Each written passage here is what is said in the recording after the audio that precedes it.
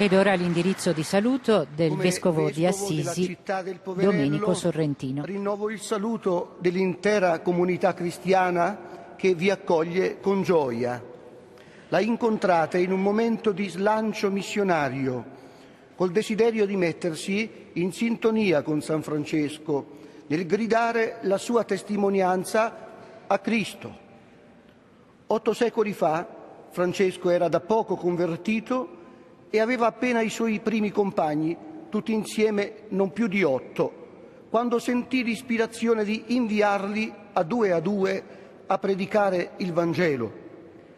Da allora Assisi acquistava l'orizzonte universale che la contraddistingue e che vede voi, carissimi veneti, autorità civili e religiose, fedeli, qui non soltanto per onorare la sua memoria, ma anche per attingere ispirazione.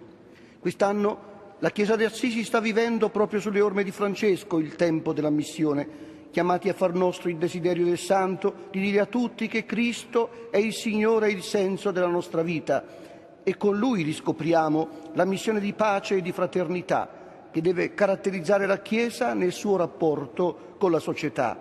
Francesco, lo si diceva, è davvero il fratello universale, sa gettare ponti di comunione e abbattere i muri di separazione.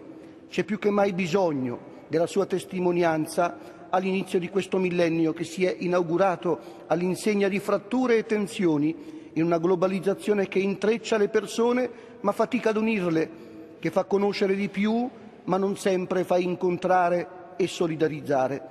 Quale società vedremo scaturire da questo grande cantiere in cui culture, popoli e religioni cercano spazi nuovi e intese non facili?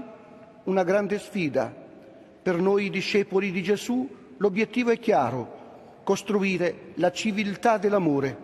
Nessuno come Francesco, che lo ha appreso alla scuola del Vangelo, è in grado di insegnarlo. Il mio augurio a tutti voi, amici veneti, è che da queste ore trascorse ad Assisi portiate a casa un senso di vera pace, che prima di essere progetto per la società civile, per la politica, per i rapporti internazionali, è esperienza interiore che ciascuno può fare nella misura in cui ne trova in Dio la sorgente e il segreto.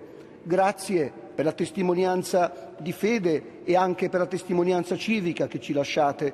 Auguri di ogni bene alle vostre famiglie, alle vostre comunità, alle vostre città. Il Signore vi benedica tutti.